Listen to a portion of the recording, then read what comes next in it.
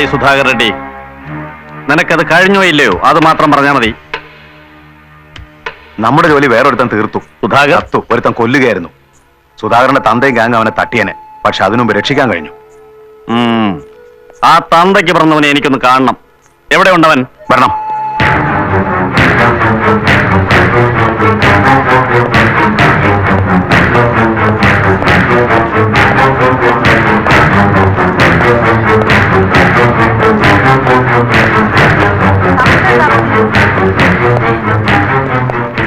ഇവനാണ്.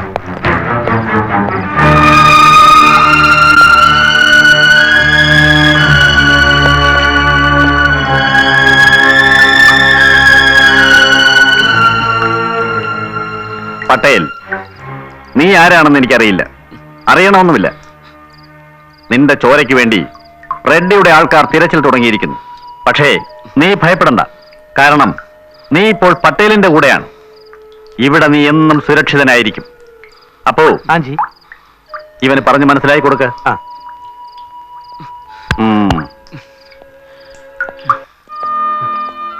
ആ വാക്ക് വിശ്വസിക്കാം. റെഡ്ഡിയല്ല ആര് വിചാരിച്ചാലും ഇവിടെ ഒന്നും നിങ്ങളെ തൊടാൻ സാധിക്കില്ല. ഇയാൾ എന്തിനാ എന്നെ രക്ഷിക്കുന്നത്? സുധാകർ റെഡ്ഡിയെ കൊന്നതിന് വേറെന്തിനാ? എന്നോ തുടങ്ങിയ പോരാ പട്ടേലും റെഡ്ഡിമാരും തമ്മിൽ ഒരു കടം പട്ടേലിന് ബാക്കിയുണ്ടായിരുന്നു. സുധാകർ, നിങ്ങളത് പട്ടേലിന് വേണ്ടി വീട്ടി. പട്ടേൽ എന്ന പേര് കേൾക്കുമ്പോ വടക്കനാണെന്നൊക്കെ തോന്നാം. പക്ഷെ ആള് മലയാളിയാണെന്നുള്ള കാര്യം ഇവിടെ അധികം ആർക്കും അറിയില്ല. കയ്യൂക്കിന്റെ ബലത്തിൽ കിട്ടിയ പട്ടമാണ്.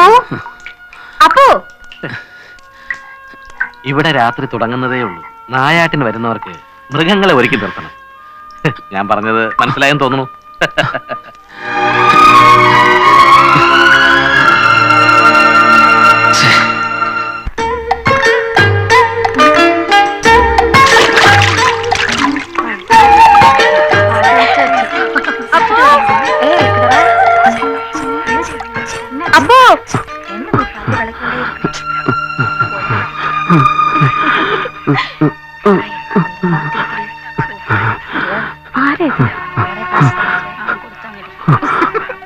എനിക്ക്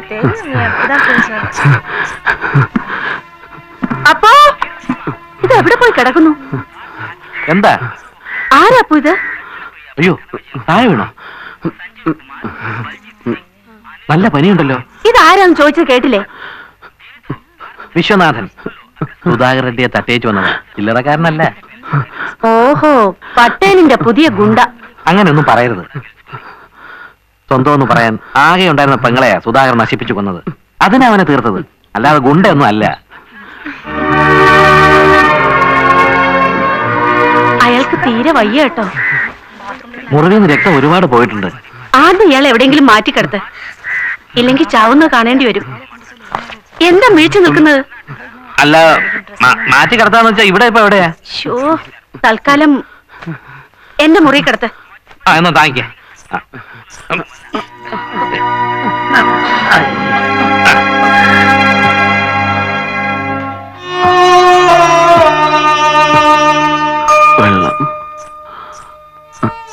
വെള്ളം. അപ്പോ ദാ വെള്ളം ചോദിക്കുന്നു, വേഗം കൊടുക്ക. വെള്ളം.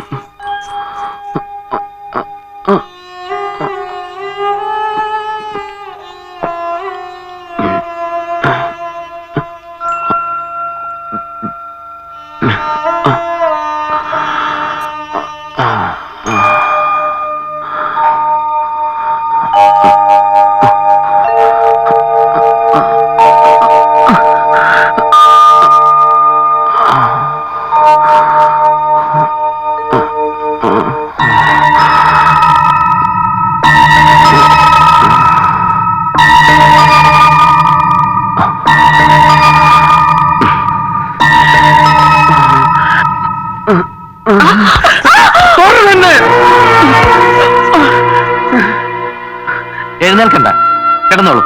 ഇല്ല, ഞാൻ പോവാ. പോവാനോ? എവിടേക്ക്? പുറത്ത് റെഡ്ഡിയുടെ ആൾക്കാർ കാത്തിരിപ്പുണ്ടാവും. അവരുടെ പിച്ചാത്തി പിടിയിലേക്ക് ആയിരിക്കും ചെന്ന് കയറുന്നത്. ഈ മാംസച്ചന്തയുടെ പിന്നാമ്പുറത്തൊരു പട്ടിയെ പോലെ ഒളിച്ചു കഴിയുന്നതിലും ഭേദം അതാ.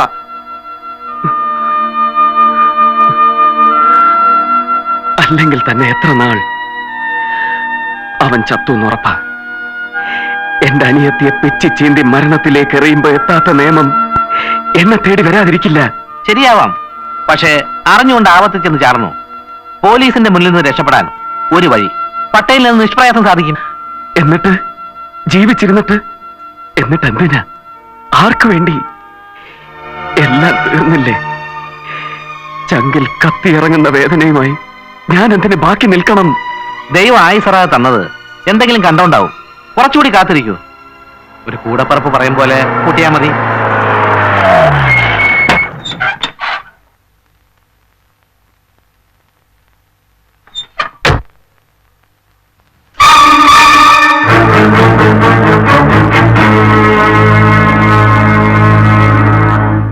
CI റാവു പട്ടേലിന്റെ സ്വന്തം ആളാ. നിങ്ങളെ പോലീസിന് കൊടുക്കാതിരിക്കാൻ വേണ്ടി പട്ടേൽ എന്തൊക്കെയോ ചെയ്തുകൊണ്ടിരിക്കുക. അതാ റാവു ഈ നേരത്തെ ഇങ്ങോട്ട് വന്നത്. അതിനിടയ്ക്ക് നിങ്ങൾ ഇറങ്ങി പോകാൻ തുടങ്ങിയാൽ അത് പട്ടേലിനും കൂടി കുഴപ്പം ചെയ്യും.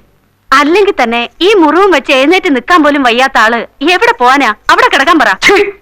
ഉണ്ടായിരിക്കടി, നിന്റെ ഉപദേശം ഇവിടെ ആരും ചോദിച്ചില്ല.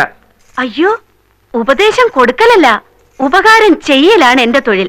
ഞങ്ങളെപ്പോലുള്ള വാസവദത്തമാർ ചെയ്യുന്ന സേവനം എത്ര വലുതാന്നറിയില്ലേ? സത്യത്തിൽ ഞങ്ങളോട് അല്പം ബഹുമാനത്തിൽ പെരുമാറണം. ഏയ്, ഇങ്ങനെ പല്ലിളിക്കുന്നത് തെറ്റാട്ടോ.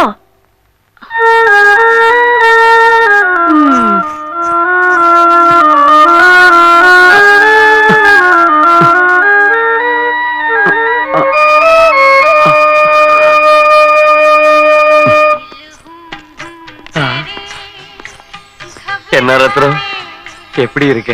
சௌக்கியமா? வணக்கம். என்ன ராவ், ஒரு அர்ஜென்ட் மாற்றத்துக்காக கூப்பிட்டா எவ்வளவு லேட்டா? ஒண்ணும் இல்ல, ஒரு பழைய ஃபைல் பார்த்துட்டு இருந்தேன். ஆமா.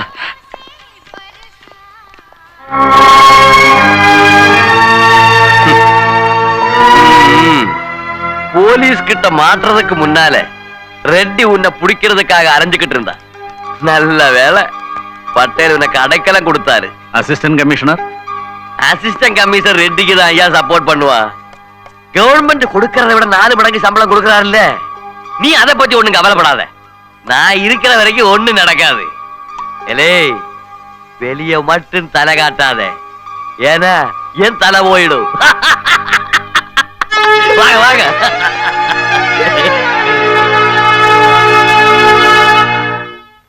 ഇയാളുടെ പിൻബലത്തിലാ പട്ടേലിന്റെ എല്ലാ കളികളും. പകരം ഇവിടെ പുതിയതായി വരുന്ന പെൺകുട്ടികളെ ആദ്യം റാവുവിന് കാഴ്ചവെക്കണം. ഈ തെണ്ടിക്കൊക്കെ അത് മതി. എച്ചിൽ കൂനയിലെ പട്ടിയുടെ ആർത്തി അയ്യാക്ക് പെണ്ണുങ്ങളെ കാണുമ്പോ.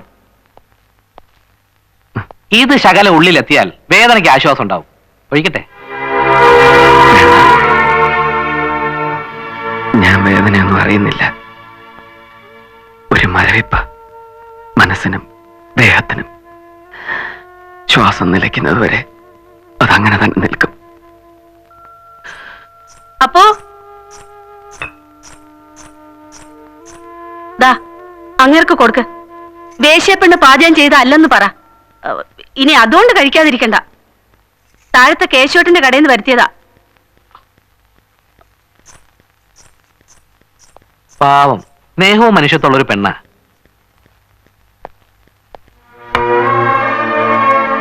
കന്യാകുമാരിയാ സ്വദേശം. വലിയ സംഗീതജ്ഞന്മാരുടെ കുടുംബത്തിലെയാ. പാട്ട് നൃത്തവും പഠിച്ചു. സിനിമയിൽ അഭിനയിപ്പിക്കാന്നും പറഞ്ഞ് ആരോ മധുരാശിയെ കൊണ്ടുപോയി ചീത്തയാക്കി. അവിടുന്ന് കായ് മറിഞ്ഞ് ഇവിടെ എത്തി. അതിനും ഈ പറയണ മാതിരി സങ്കടവും കരച്ചിലും ഒക്കെ പോയി. ഒരുതരം പകയാ മനസ്സില്. സ്വന്തം ജീവിതം ഇങ്ങനെ ഉരുകിത്തിരുന്നത് കണ്ട് മാറി എന്ന് ചിരിക്കുക. പേരിനെങ്കിലും എന്തെങ്കിലും ഇത്തിരി കഴിച്ചില്ലെങ്കിൽ അതിന് വിഷമാവും. ഇതാ കഴിക്കും.